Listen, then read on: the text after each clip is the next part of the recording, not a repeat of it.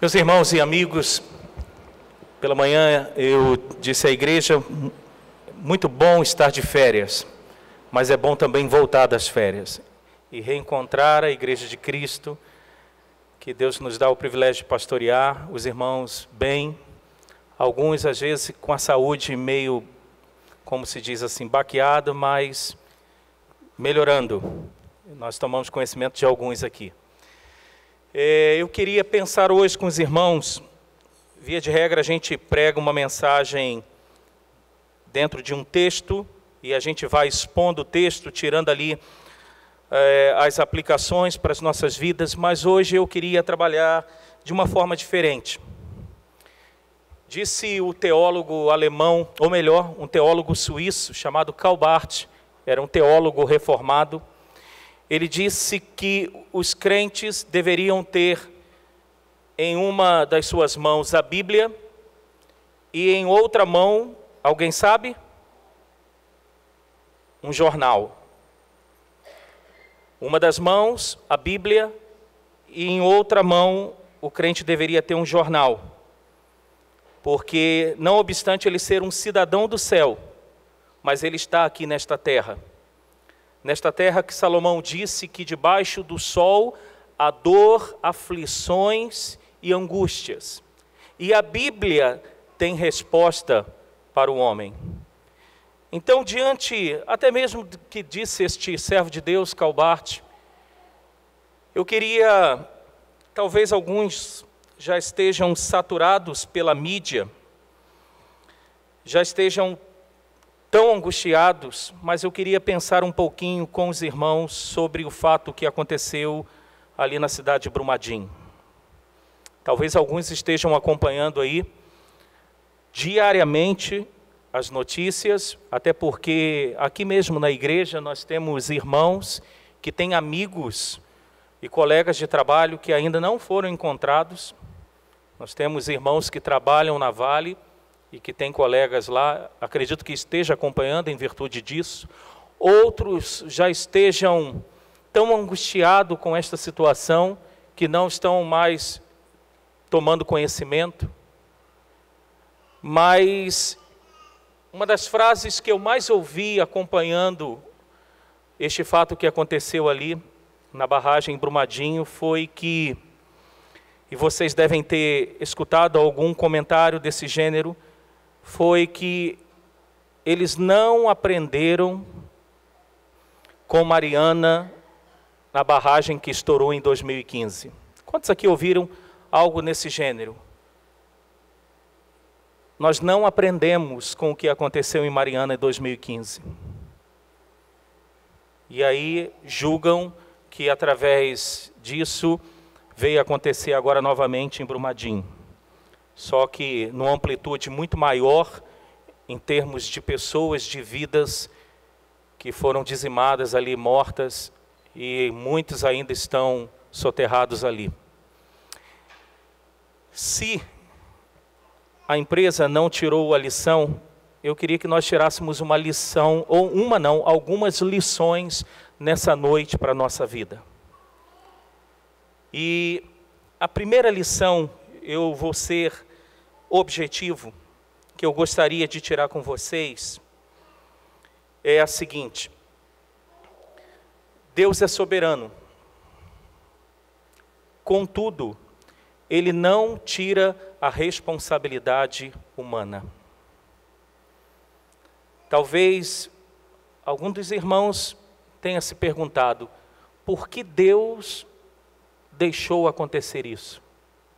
Inclusive, o presbítero Jetro perdeu um colega que inclusive era pastor. Este foi, nos primeiros dias já encontraram o seu corpo. Poderíamos perguntar por que Deus permitiu um servo dele morrer naquelas condições. Você se perguntou por que Deus permitiu uma médica, colega do nosso irmão diácono Jonatas, colega de trabalho lá no hospital de Betim, na quinta-feira comemora seu aniversário de 35 anos, se eu não estou equivocado pela mídia, comentou na mídia a idade. e na sexta-feira, o primeiro corpo encontrado. E a gente, muitas vezes nós queremos colocar na conta de Deus este fato. Se não foi tirado nenhuma lição de Mariana em relação a Brumadinho, nessa noite a gente tira essa primeira lição. Deus, Ele é soberano, sim. Deus, Ele poderia ter sustentado aquela barreira ali, para que aquelas vidas não fossem dizimadas. Dezenas. Já chegou, creio que, a 100 mortos já encontrados. Quanto, Jaime? 122. Deus poderia ter sustentado aquela barreira, mas Deus, por meio da sua soberania, não elimina a responsabilidade humana. Existem alguns textos na palavra de Deus, obviamente, que sustenta isso. Mas abra comigo no segundo livro das Crônicas, capítulo 18.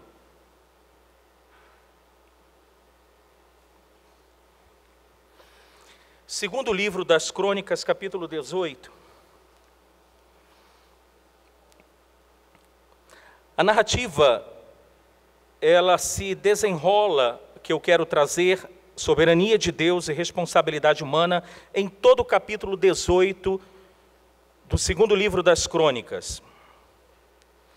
Mas deixa eu pegar algumas partes aqui. O rei Josafá, que era o rei do sul de Israel, da nação, o reino já estava dividido entre o sul e o norte. O rei Josafá, que era o rei do sul, fez uma aliança com o rei do norte, que era o rei Acais, para que eles pudessem pelejar contra um povo, lutar contra um povo. Acais já queria ir imediatamente para a guerra, mas vamos dizer numa linguagem para a gente entender, Josafá era crente. E Josafá disse assim a Acabe: antes de irmos para a guerra, vamos consultar ao Senhor. E assim então Acabe chama seus 400 profetas, está aí na narrativa a partir do verso 4. Acabe chama seus 400 profetas, e os 400 profetas unanimemente disseram assim: podem pelejar que vocês vão vencer a guerra. Mas Josafá era crente demais. Ele disse para Acabe: não tem mais nenhum outro profeta, não? Eu acho que Josafá, ele não acreditava naquela máxima dos nossos dias, né? A voz do povo é a voz de Deus. Josafá acho que não acreditava nisso não, falando anacronicamente. Josafá disse: não tem mais nenhum profeta, não?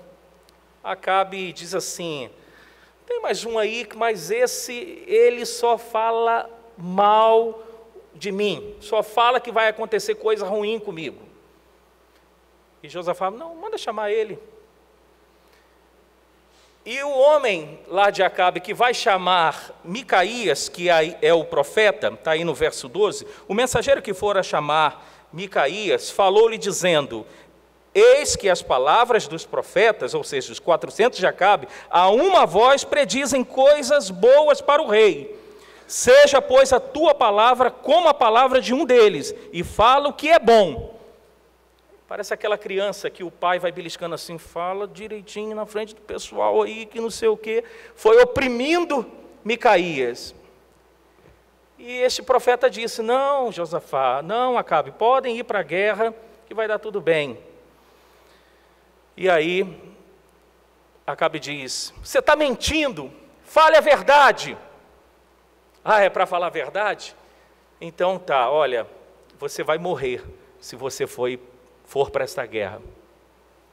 E aí um puxa-saco de Acabe dá uma bofetada no profeta, e o rei Acabe diz: está vendo aí, Josafá?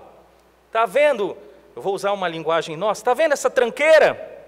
Só fala o que é mal a respeito de mim. E a narrativa desenrola. O que acontece? Quem lembra da narrativa? Mesmo sabendo por boca deste profeta a soberania de Deus, os atos de Deus, ou o ato de Deus a respeito desse contexto, Acabe vai para a guerra. Só que o que ele faz, eu estava conversando com o pastor Tiago ali, ele se veste de soldado raso. Ele não vai como um rei para a guerra. Ele vai como um soldado raso. Talvez naquela etiquetinha ele não quis colocar, Jaime, coronel, ele colocou soldado. E aí, olha o que diz o verso 33 do capítulo 18. Vamos ler juntos? Então, um homem entesou o arco e, atirando ao acaso, feriu o rei de Israel por entre as juntas da sua armadura. Então disse este ao seu cocheiro: vira e leva-me para fora do combate, porque estou gravemente ferido. Agora, o finalzinho do verso 34, diz assim: segurou-se a si mesmo de pé no carro, está falando de Acabe, de fronte dos sírios, até a tarde.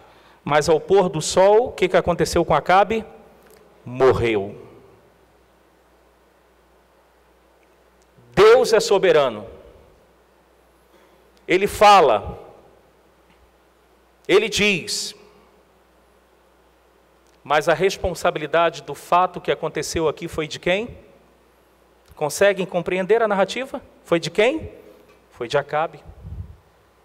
Mesmo tendo se disfarçado de soldado, não trajando as roupas reais para que não fosse apanhado pelo exército dos sírios, uma flecha, por acaso, foi lançada e entrou na frechazinha da sua armadura.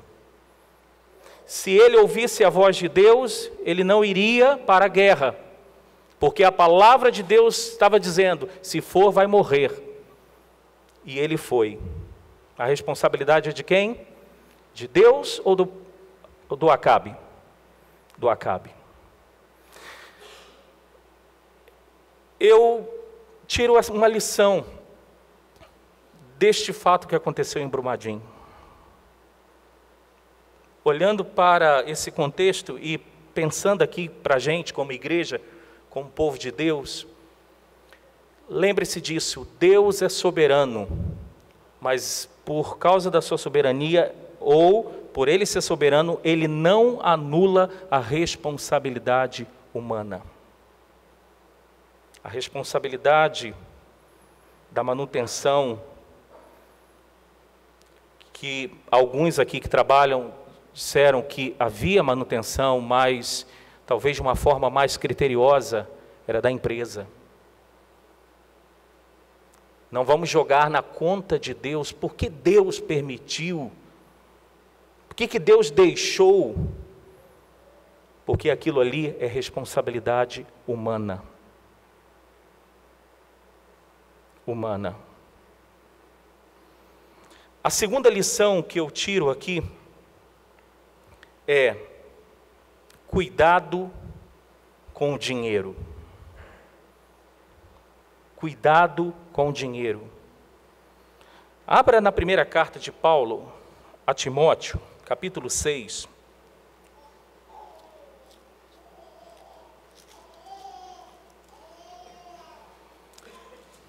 Primeira Timóteo, capítulo 6.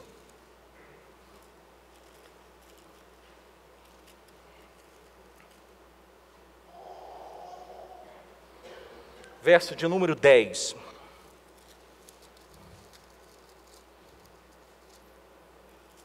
Primeira Timóteo 6, verso 10. Vamos ler juntos. Porque o amor do dinheiro é a raiz de todos os males, e alguns, nesta cobiça, se desviaram da fé e a si mesmos se atormentaram com muitas dores. A primeira parte, que a gente chama, a parte A deste versículo, o apóstolo Paulo diz: o amor do dinheiro é a raiz de todos os males. Eu já mencionei o nome deste pastor lá de São Paulo, que ele é músico também, chamado Gerson Borges. Ele postou no seu Instagram sobre este fato lá de Brumadinho. Ele disse assim: o minério é de ferro, mas os corações não. O minério é de ferro, mas e os corações? Os corações não são de ferro. Temos alguns engenheiros presos. E conversando com alguns que conhecem, inclusive, estes engenheiros, disse: até onde eu sei, estes são honestos no seu proceder. Mas há um vídeo que viraliza sobre este fato de uma mulher que denuncia um engenheiro que inclusive morreu. Que ela, como copeira, parece que ouviu alguns conchavos, algumas coisas meio escusa, e ela denuncia num vídeo que viraliza por ali. E dizem que este sim gostava de fazer coisas em virtude do dinheiro. Mas não vamos entrar no mérito deste, porque ele não está aqui para se defender. Mas por que aconteceu este fato? Por que aconteceu este fato em Mariana? E ainda pode acontecer em outras barragens, ou não só em barragens, mas em outras coisas da vida. Por que famílias se dividem?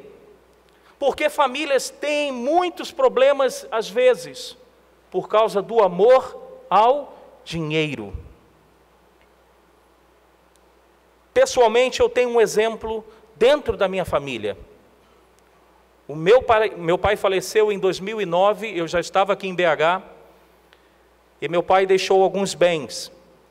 Deixou 3 lojas em Cabo Frio e 4 casas. E quando eu penso, quando Deus chamar minha mãe, só Deus para ter misericórdia, porque o cenário que eu vejo para frente, entre eu e minhas irmãs, não é um cenário bonito.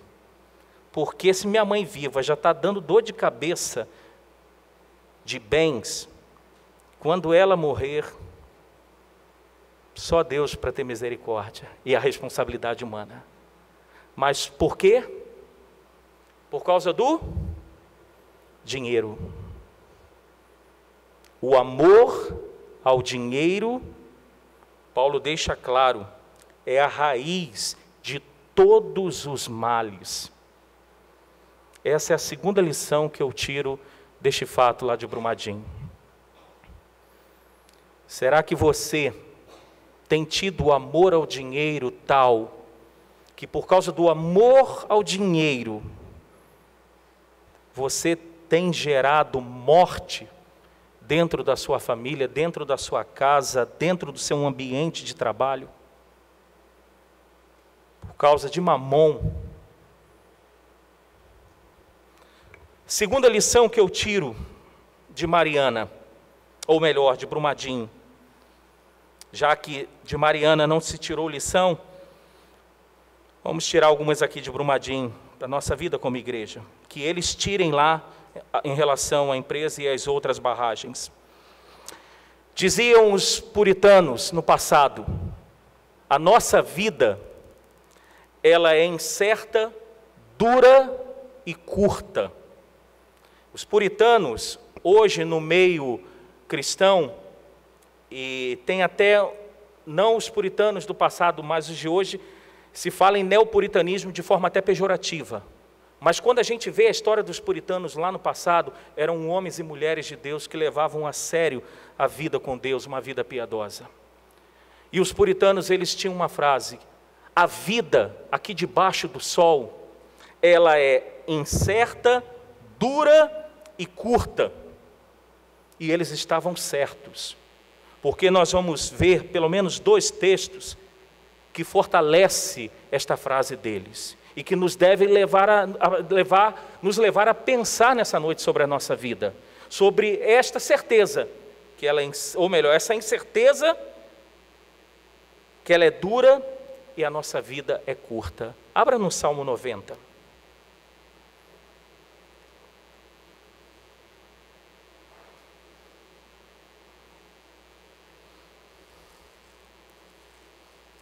Salmo 90 é um salmo de Moisés.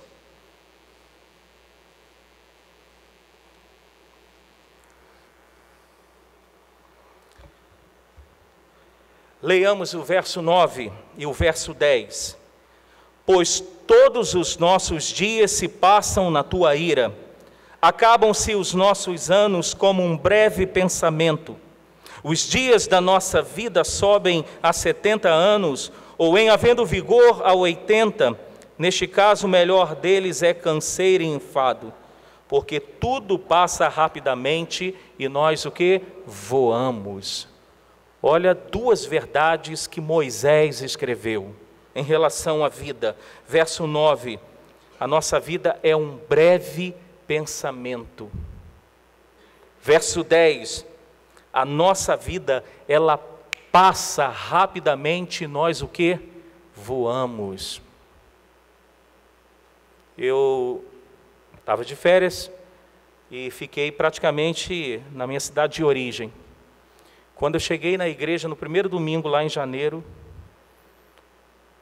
na verdade no segundo domingo, no primeiro domingo de janeiro isso, quando eu olhei alguns adolescentes de bigodinho, outros até mesmo casados, eu falei assim, gente, eu estou velho.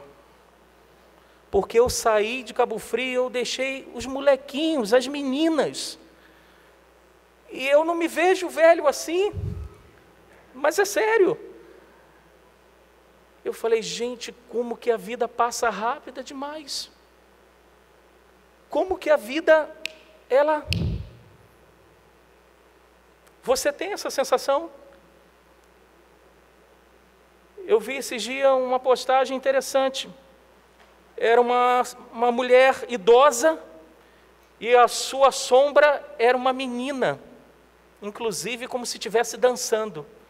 E a frase dizia, o corpo, digo eu agora, a carcaça já está prejudicada, mas a alma ainda é de menina. Gente, a vida ela passa muito rápida demais. Para a gente se prender em determinadas coisas, que mesmo Paulo diz a Timóteo, que nu a gente veio para este mundo, também Jó disse isso, e nu nós vamos voltar. E quantos problemas nós criamos, e não é uma mensagem piega, uma mensagem de autoajuda, não, mas quantas coisas nós nos apegamos, brigamos, temos dificuldade de relacionamento com Deus por causa de coisas assim, a vida passa rápida demais. Mas não foi só Moisés que constatou isso. Tiago também, na sua epístola, vamos abrir Tiago capítulo 4.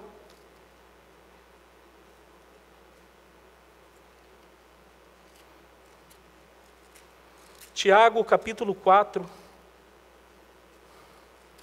Do verso 13 até o verso de número 17.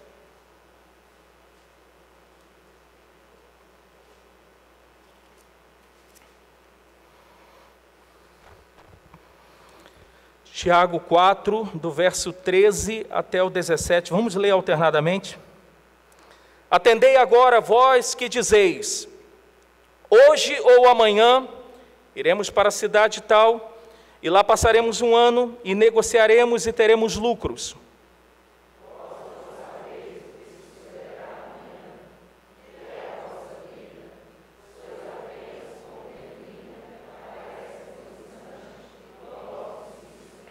Em vez disso, deveis dizer, se o Senhor quiser, não só viveremos, como também faremos isto ou aquilo.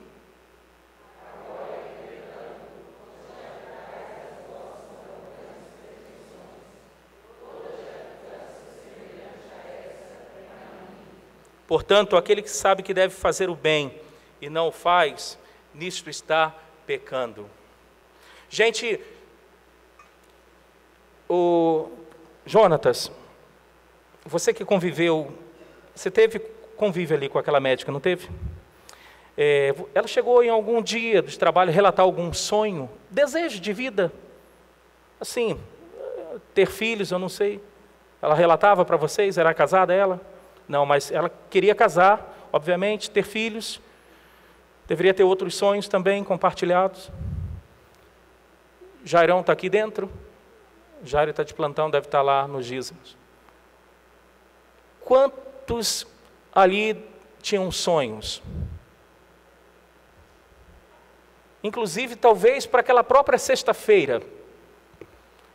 Será que nenhum daqueles ali no Zap, na hora do almoço ali, não colocou assim para um colega: hoje teremos um happy hour, hein? Nós vamos encher a cara, não sei onde. E mandou: estou saindo 5 horas, o ônibus chega, vou em casa tomar um banho rapidinho, 7 horas estou lá para a gente curtir sexta-feira. Sextou, hashtag sextou. Quantos? Quantos planos ali? Quantos sonhos ali? E aí vem Tiago e diz: atendei agora a vós que dizeis, hoje ou amanhã iremos para a cidade tal, e lá passaremos um ano e negociaremos e teremos lucros. E aí vem Tiago, inspirado pelo Espírito Santo, diz: vós não sabeis o que sucederá amanhã, que é a vossa vida. Tiago diz: sois apenas como uma neblina, que aparece por um instante e logo se dissipa. Os puritanos estavam certos. A vida, ela é incerta, porque não sabemos o dia da manhã, nem o término do hoje. A vida é dura e a vida, ela é curta. Tem um relato de uma mãe que não conseguiu segurar sua filha ou seu filho, parece que de 12 ou 14 anos de idade. Essa é a terceira lição que eu tiro para a gente. Lembre-se disso, gente. Lembremos disso. Nós não sabemos o dia do amanhã, porque o amanhã não nos pertence. O que temos é o hoje. E o hoje deve ser vivido para a glória de Deus, aquele que nos comprou com o seu sangue, com a sua vida. Tiro mais uma lição, a quarta lição para a gente. Qual é? Deus, somente Deus, é a única fonte de consolo e sustento para as necessidades humanas. Deus, somente Deus, é a única fonte de sustento e de consolo para as necessidades humanas. Não é uma ofertinha de 100 mil reais para quem perdeu tudo, para quem perdeu pessoas. Não serão as indenizações que talvez nem estarão vivos, não é, Marques, como advogado, porque isso aí vai demorar, não vai? Mas a única fonte de consolo para aqueles que, diferente da gente, como eu disse, eu pude chegar na minha cidade e pude ver, foi aqui que eu cresci, foi aqui praticamente que eu nasci. Muitos não poderão, principalmente que são residentes de Brumadinho, não terão mais história para dizer: olha, foi aqui que eu nasci, foi aqui que eu joguei bola, foi aqui que eu corri, foi aqui que eu mergulhava aqui nesse rio. Perderam tudo. E como reconstruir? Só Deus é a fonte de sustento para estas vidas. Olha o que Paulo disse na segunda carta aos Coríntios, capítulo 1. Nós estamos abrindo muita Bíblia hoje e vamos continuar abrindo. Segunda carta de Paulo aos Coríntios, capítulo 1. A partir do verso 3.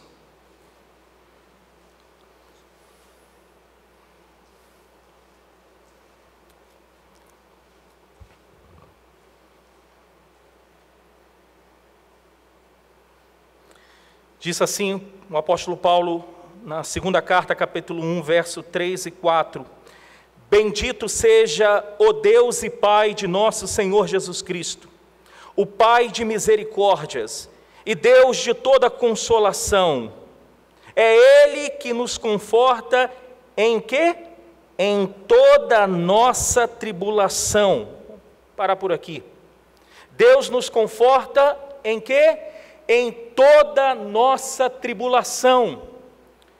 Somente Deus pode trazer o consolo para aqueles que residiam ali em Brumadinho e perderam tudo. Só Deus pode trazer o conforto, o consolo para aqueles que perderam os seus entes queridos ali.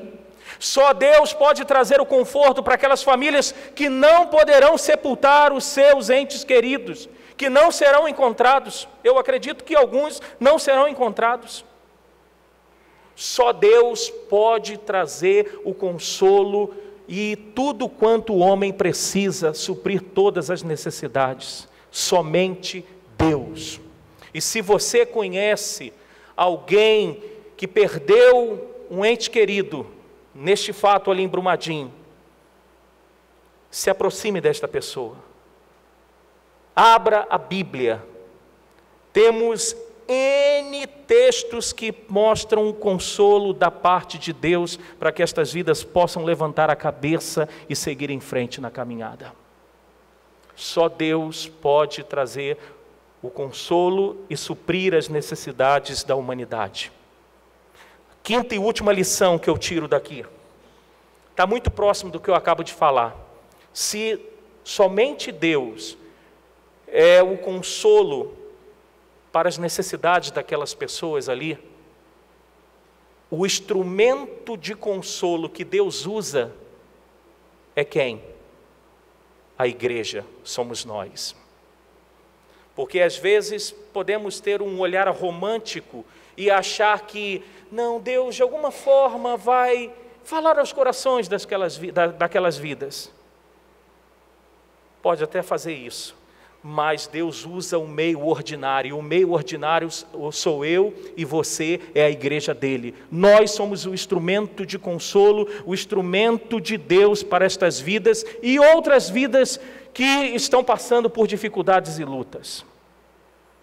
E aí, eu me lembrei do apóstolo Paulo.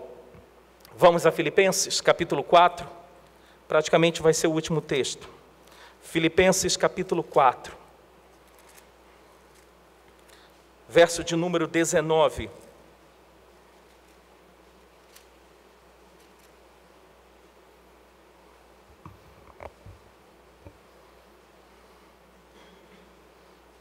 Filipenses capítulo 4, verso de número 19. Leiamos.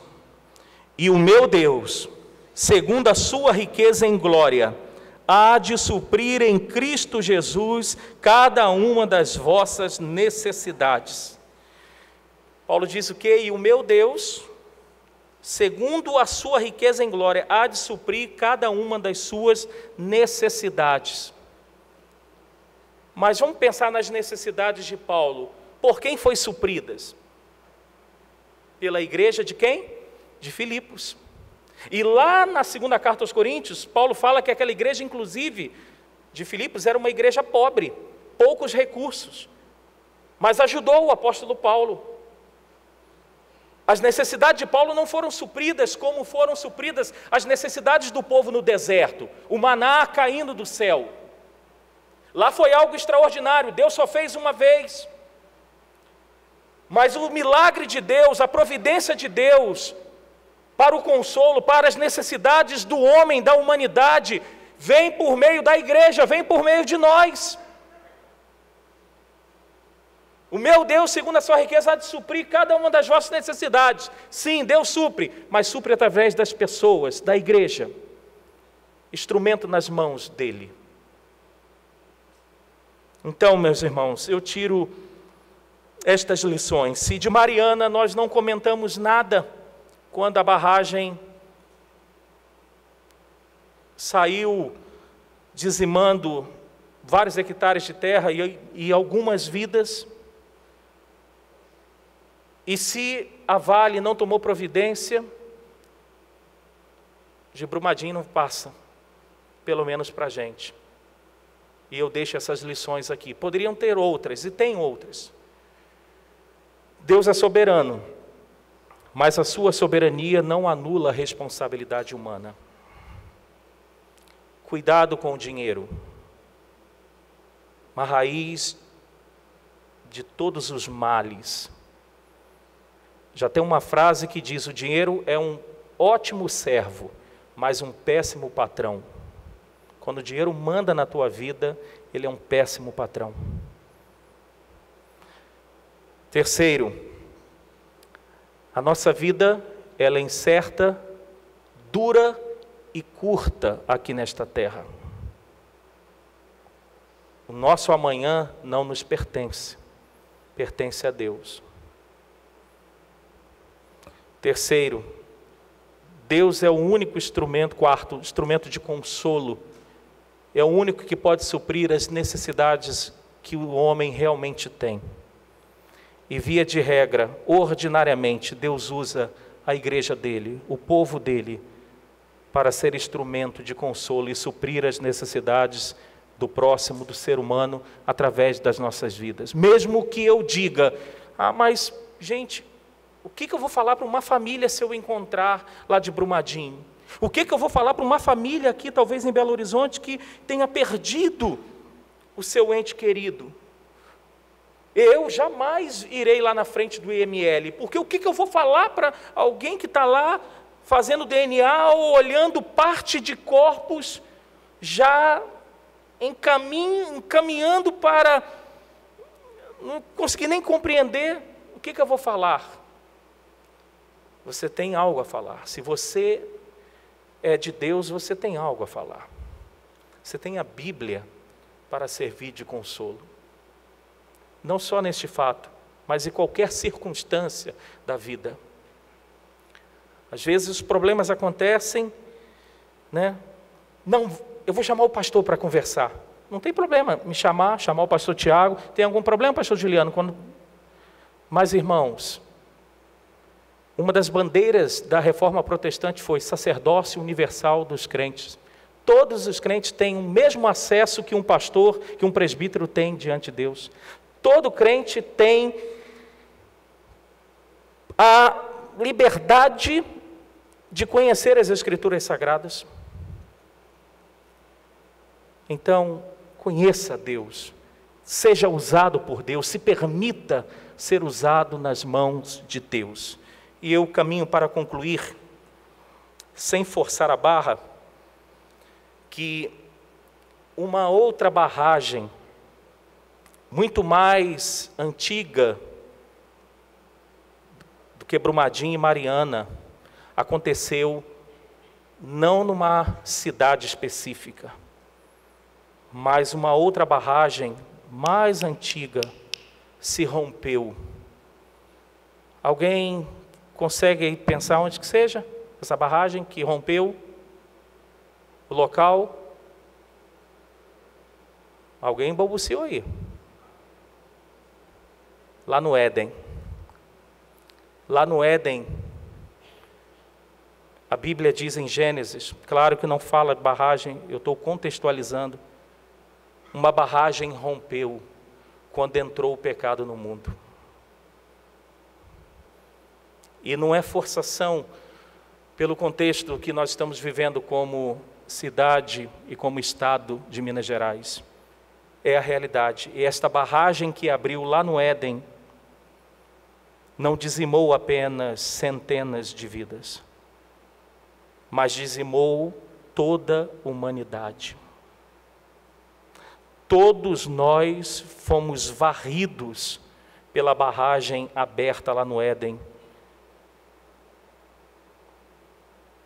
E o único que pode nos salvar desta lama que a humanidade se encontra até hoje, não são os nossos heróis aqui de Minas Gerais, os bombeiros, não são os nossos heróis de outros estados que vieram ajudar, e muito menos os heróis de Israel. Na verdade, o único herói que pode nos ajudar veio de Israel, e ele se chama Jesus Cristo de Nazaré. Só Ele pode nos tirar do lamaçal do pecado e nos dar vida e nos restaurar para a gente voltar a sonhar, mas conforme a vontade de Deus. E para estes que têm Cristo como herói, diferentemente de Brumadinho, quando este nosso herói voltar pela segunda vez aqui, diferente de Brumadinho, as trombetas vão tocar, os sinais vão tocar. E quando ele voltar, Diz Apocalipse capítulo 20, que até o mar terá que dar conta dos mortos, dos seus mortos. Só Jesus Cristo pode livrar a humanidade do lamaçal que se encontra. E isso não é forçação pelo contexto atual que estamos vivendo. A Bíblia diz: o homem foi vendido, varrido pelo pecado. Vamos orar? Vamos curvar nossas cabeças?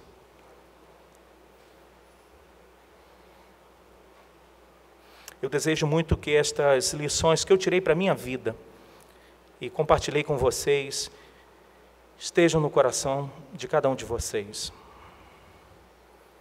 Deus é soberano, sim. Os nossos dias foram contados e determinados, como Davi disse no Salmo 139. Mas isso não anula a nossa responsabilidade com o hoje que Deus tem nos dado.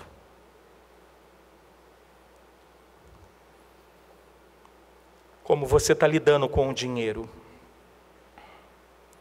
Será que o dinheiro tem roubado o teu tempo com Deus? Será que Mamon tem roubado a tua vida? E você só pensa em ter.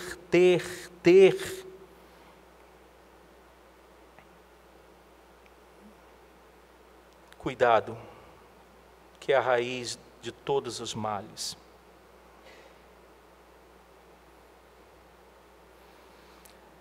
Lembre-se, meu irmão, minha irmã,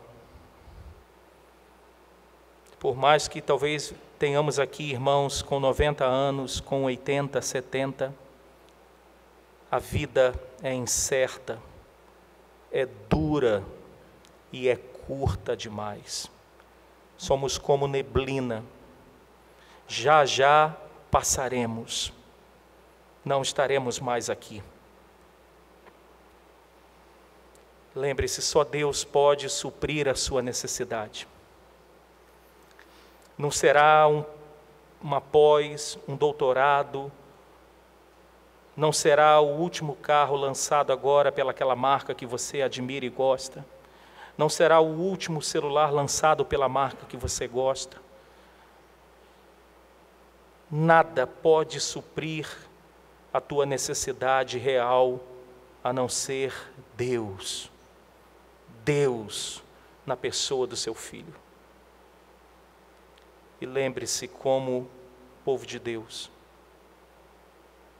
você é instrumento de Deus para o consolo, para que o homem tenha a sua necessidade suprida. Você tem a palavra dele, que é viva e eficaz. Senhor, obrigado por nos reunirmos nessa noite como parte do teu povo. Obrigado, Senhor, por termos a liberdade de entoarmos a Ti hinos e cânticos espirituais. Obrigado porque podemos ter em uma das mãos a Tua palavra e na outra mão poder ter a internet, a televisão, os veículos de comunicação, os veículos de comunicações para podermos, ó Deus, verificar e atestar como está o mundo, Senhor, hoje. Nós aproveitamos, ó Deus, a oportunidade e queremos clamar por este acontecimento há pouco mais de uma semana ali na cidade de Brumadinho, Senhor. Nós queremos orar pelas famílias que residem ali ou residiam ali naquele local próximo da barragem, Senhor, que perderam tudo, inclusive alguns perderam seus familiares. Nós queremos clamar pelo consolo que vem de Ti, Pai de toda consolação. Pedimos que não só a igreja presbiteriana ali naquela cidade, mas outras igrejas que ali estão e outros que para ali foram, estejam sendo instrumentos em Tuas mãos, para que estas famílias sejam confortadas, consoladas e encorajadas a olhar para Cristo, mas que também estejam ajudando para que de uma forma eles possam reconstruir as suas vidas. Oramos também, Pai, pelos funcionários da Vale, pelos terceirizados, por todos que estavam ali a trabalho e também ali perderam os seus entes queridos. Alguns ainda não encontrados, outros eu particularmente acredito que não vão ser encontrados. Senhor, conforta estas famílias, Pai. Quantos filhos ali talvez sem o seu pai, agora sem a sua mãe, quantas mães ali sem seus filhos, quantos pais sem seus filhos. Deus tem misericórdia, uma tragédia sem precedente aqui no nosso estado e na nossa nação, e na verdade coladinho aqui, e temos vivenciado, temos nos angustiado, mas Pai de toda consolação, Deus de toda misericórdia, conforta estas vidas e usa-nos para que de forma intencional possamos ser instrumentos em Tuas mãos também para estes. Aqui também dentro da nossa igreja temos irmãos que perderam amigos, que possamos ser instrumentos aqui pertinho, Pai, também de consolo para estes. Senhor, obrigado por nos tirar do lamaçal do pecado e firmar os nossos pés sobre a rocha que é Cristo.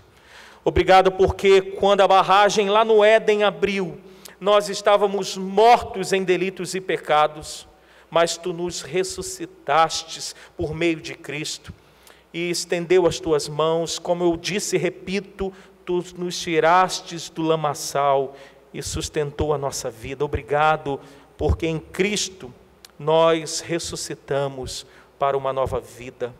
Talvez, ó Deus, aqui nesta noite estejam vidas que, não obstante estarem vivos fisicamente, estão mortos no lamaçal do pecado, ainda em virtude daquela barragem aberta lá no Éden. Senhor, que nesta noite o grande herói, o grande Salvador e resgatador Jesus Cristo, que está aqui entre nós, possa resgatar esta vida do império das trevas, do lamaçal, e conceder vida também em Cristo Jesus e vida eterna. Que eles não saiam daqui fisicamente vivos apenas, mas espiritualmente e eternamente vivos, fora do lamaçal do pecado e da prática do pecado, Senhor.